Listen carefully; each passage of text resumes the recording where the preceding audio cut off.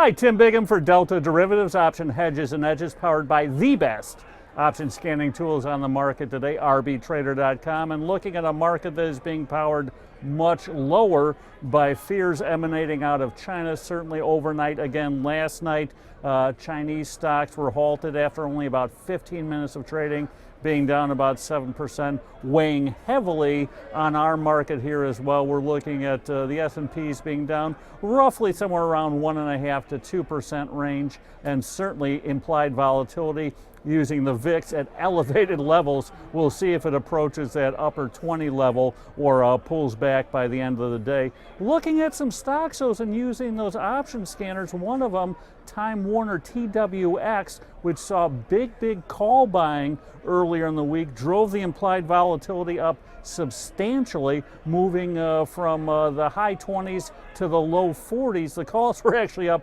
more than the stock was. We did have the stock rip higher yesterday, pretty much unchanged today. We use that opportunity to buy the shares, sell these expensive calls, put on a simple buy right, looking to capture that volatility spike and lean bullishly along with that call buyer. We're selling at the money calls, and so we're positioning about the same delta exposure, 50 deltas long versus if you bought the calls, which would also be 50 deltas long. Another stock that we like here is Target, TGT. It's a stock that was one of the worst performers last year, held that 70 level beginning of the year. Stock is up about 2.5% with the market down 2.5% coming in today. Got a 3% yield here as well. Having the same sort of strategy there, buying the stock, selling the calls. We saw big call volume earlier in the week and last week pre-New Year's on Target TGT. Feels the benefit of low gasoline. JP Morgan came out with a nice report pointing to the fact that lower gasoline has a much bigger impact on consumer spending on the kind of low to middle end, which is absolutely Target's, or Target as we say, demographic. So low gas prices, which will be here for the foreseeable future, should get a little more disposable income, a little more spending into the retailers such as Target and Walmart. And again, a 3% yield to hang your hat on as well. Other than that, I think this is a market that probably is more range bound now, using that 204 level. Certainly we broke big time support there. That is now the new resistance on the SPY.